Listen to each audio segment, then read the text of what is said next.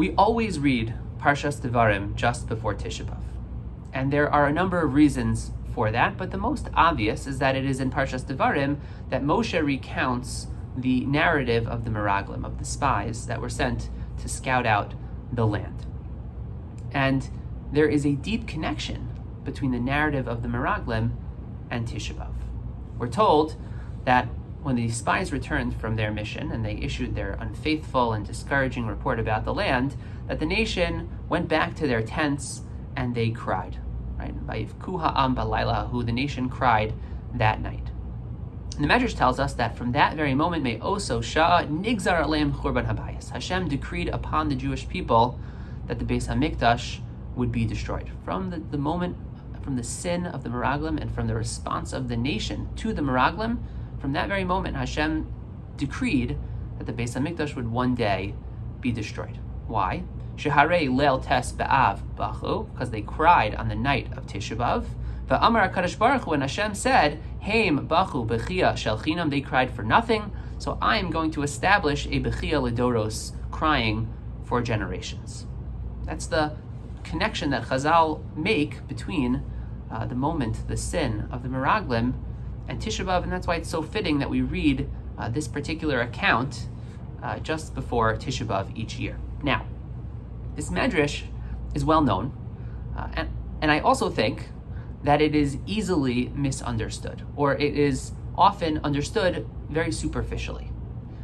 Here's the superficial understanding of that Medrash. It's almost like Kaviyachal, right? It's almost right lahavdil, like a parent who is very frustrated with a child that's having a tantrum over something silly, as is often the case, and the parent says, "You're crying, I'll give you something to cry about," right? That's kind of, right, lahavdil, but that's kind of the feeling one gets on a superficial level. You're crying for nothing, I'll give you something to cry about for generations. That seems to be more or less one way to summarize the message of this Medrash.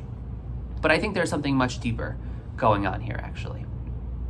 What was the sin of the Meraglim exactly?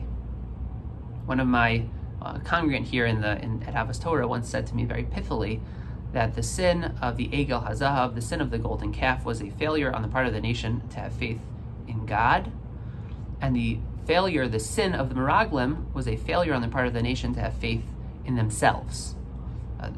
The failure here, right, is that they didn't believe that they could conquer the land of Canaan, the land of Israel. They didn't realize how much they were capable of. And so Hashem is saying, for that very same reason that you are crying tonight, you are going to cry for generations. The same sense, the same feeling that you are incapable of change, of growth, and of accomplishing great things, that is what is going to ultimately lead to you mourning and crying for generations to come. That's the deep idea expressed by this Medrash.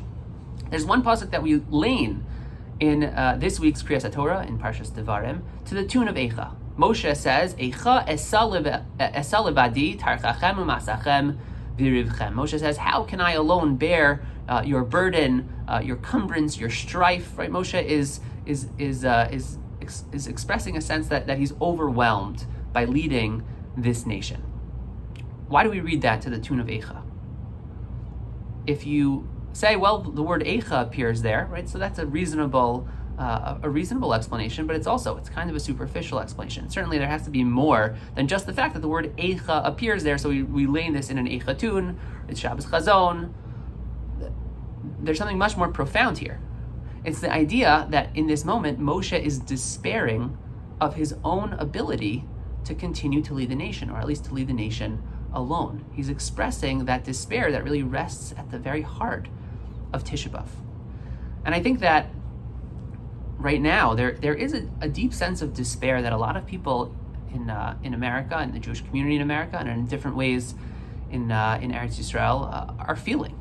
A sense that in a number of different arenas, social, political, religious, that right now the world is kind of hurtling itself towards a cliff, and that we've somehow gotten away from ideas that were once considered to be inviolable and to be sacrosanct, and that just the world is kind of on a trajectory towards something bad, and we've gotten away from the things that were once important and held to be dear.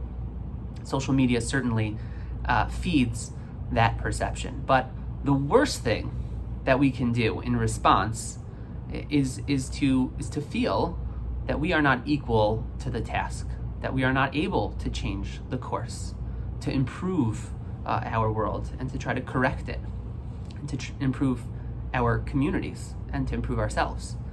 That's the mentality, that idea of, Eicha, how could I possibly do it? It's that mentality that enables and really brings about Tisha B'Av to begin with. And instead, the challenge is that our response has to really be that of Kalev, who bravely stands up to the nation that is feeling this sense of despair, and he proclaims, Alo na'aleh v'yarshena osa, ki acholnu chala. We should go up at once, and we can possess it, because we are well able to overcome it. I wish you and your family a very meaningful and introspective Shabbos.